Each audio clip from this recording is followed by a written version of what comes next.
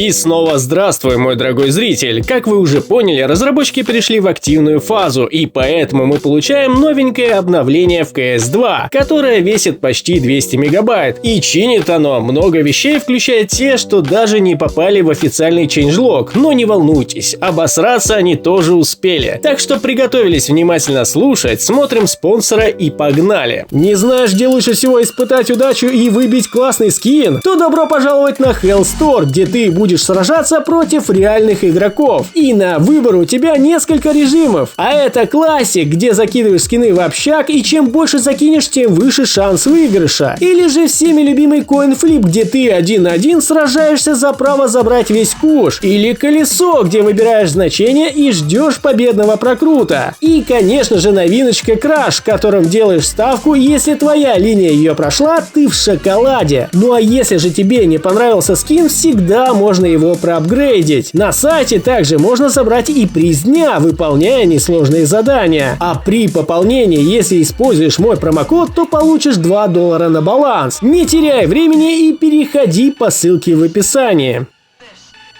Ну что же, эйфория после крупного обновления у многих закончилась, и наступила очевидная грусть. Ведь где вы еще увидите компанию, которой приходится выпускать обновления, которое потом приходится фиксить? Самое забавное, что и этот раз был не исключением, так как появился новый просто чудесный баг, благодаря которому, попадая по врагам, игра засчитывала данный урон как по вашей команде, и вы весело получали временный бан в данном режиме. Но благо его пофиксили чуть ли не за 1,5 часа, что хоть как-то смягчает ситуацию. Так что у нас, по сути, сегодня было 2 обновления. Но давайте-ка все же разберемся, что же исправили в первом. При повторном подключении к игровому серверу игрок больше не попадает в плохое положение. Улучшили производительность VoIP при очень высоком фреймрейте. Кто не понял, дело касается системы передачи голоса в игре. Пофиксили тайминги, которые привязаны к определенным событиям при просмотре ваших демок, такие как следующий раунд, последнее убийство и так далее. Также пофиксили артефакт в виде колец, который возникал в облаке дыма. А еще пофиксили карту лобби-склад, он же warehouse, когда ваши тиммейты отображались вне поля вашего экрана. Теперь все нормально. Исправили ситуацию, когда в некоторых случаях иконка склада отрисовывалась очень маленькой в меню инвентаря. Пофиксили ошибку, когда ваше снаряжение либо сбрасывалось или срабатывало некорректно при поиске матча премьер, соревновательной и напарники. Исправили эффект серии убийств, когда вы наблюдаете за игроком и его интерфейсом при переключении на игрока с 5 убийствами. Починили также звуки у осмотра ножа бабочки и добавили звук ловли ножа кукри все так же при анимации осмотра. Ну и конечно же пофиксили трейсер от шокера, который проходил сквозь игроков. Это так, к слову, молния в виде линии, которую по сути вы стреляете. И на этом официальный список изменений почему-то заканчивается. Однако в игре было исправлено очень много маленьких багов касаемо передвижений и состояния игрока. Ну а также в файлах игры, а конкретно в библиотеках, связанных с рендерингом вулкан, были замечены манипуляции по попытке повысить производительность при использовании данного API. И если же они доведут дело до конца, то возможно и нытья по поводу слабого FPS и мертвого фриза отпадут насовсем, так как будет весомая альтернатива в виде вулкана. Ну и напоследок хочу напомнить вам, что не за горами у нас первый мейджор, который пройдет в конце марта. И возможно нас ждет переосмысливание некоторых элементов данного события в меню. И может быть нам преподнесут еще один подарок в виде новых коллекций для карты Inferno и Overpass. Ведь как вы знаете, с переходом на CS2 данные карты получили свои ремейки и даже новую иконку, что чаще всего заканчивается обычно новой коллекцией. Так что, ребята, поживем, увидим. На этом у меня все. Всем огромнейшее спасибо за просмотр. Всем пока и удачи!